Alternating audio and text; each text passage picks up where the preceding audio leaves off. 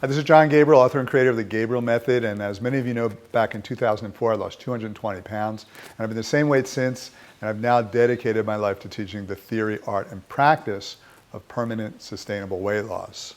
And what I want to talk about today is how to regain the ability to burn fat efficiently. See, people go on a diet and nobody even asks the question, do I even have the ability to burn fat?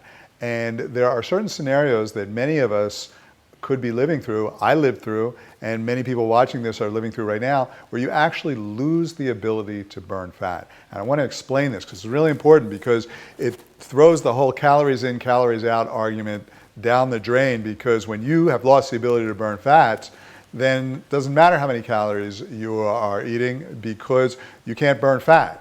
And so you have to regain that ability to burn fat. And I've worked with people all the time who are eating next to nothing, and their doctor doesn't believe them, and their fitness trainer doesn't believe them, and they go, oh yeah, I'll bet if you really wrote down everything you eat, you're eating a lot more than you think you are. And the truth is, no, they're not eating a lot more than they think they are. They're just not losing weight because they've lost the ability to burn fat.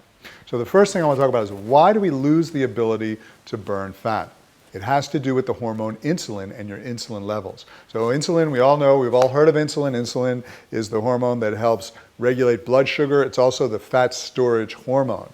Now, there's a condition that we all develop if we're living in a modern Western world and eating a modern diet and stressed out all the time and sedentary all the time.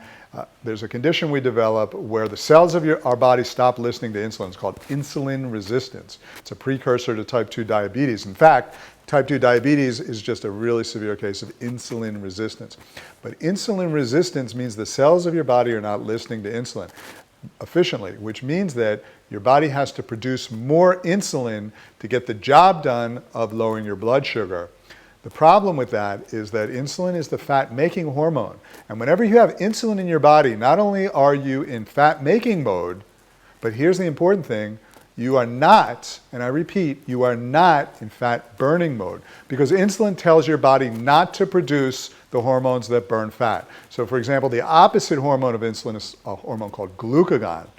And insulin, if there's insulin in your bloodstream, your body will not produce glucagon. So your body will not produce the hormones that are involved in burning fat. And it makes sense from a survival point of view, because you don't want to be in fat-making mode and fat-burning mode at the same time. It doesn't make any sense.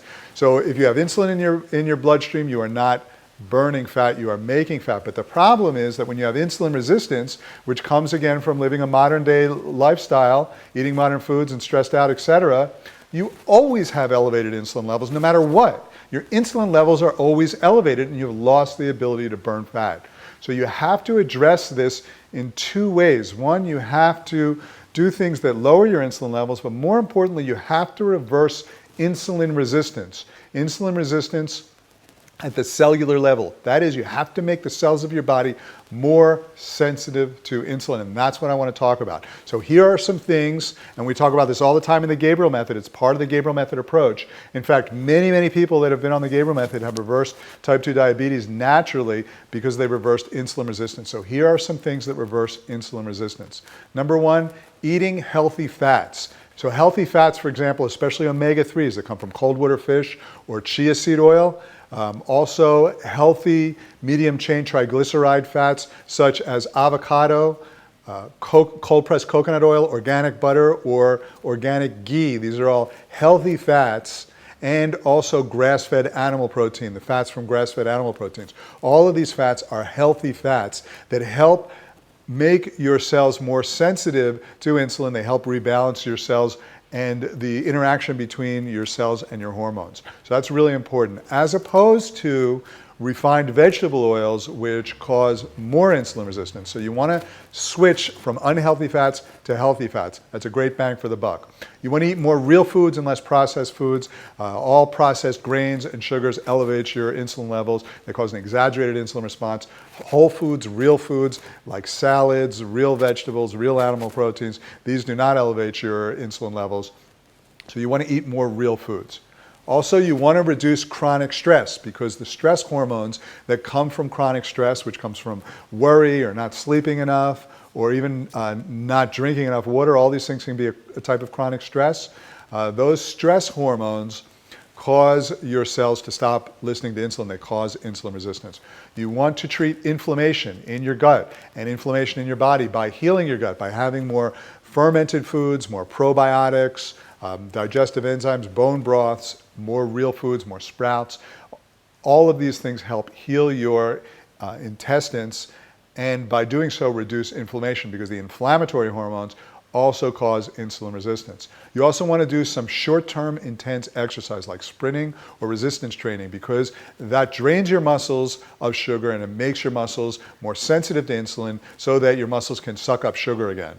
So in all these different ways, taking a mind-body approach, you can reverse insulin resistance at its cause, at its root cause, which is this, on a cellular level. You can make the cells more sensitive to insulin, and by doing so, your insulin levels go down, which allows your body to produce the fat-burning hormone, glucagon, and then you regain the ability to burn fat. And once you regain the ability to burn fat, it's like this crossover point where you become efficient at burning fat. You go long periods of time without being hungry because your body's living off of your fat stores, and you lose weight easily and naturally. That's treating the issue at the root cause. That's regaining the ability to burn fat at its source.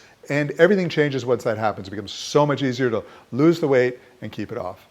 So follow these steps for reversing insulin resistance and regaining the ability to burn fat, and you will have transformed your body into a body that burns fat easily, naturally, sustainably, and you will lose weight and keep it off. So that's it for now. Let me know your thoughts, and I'll speak to you soon. Take care.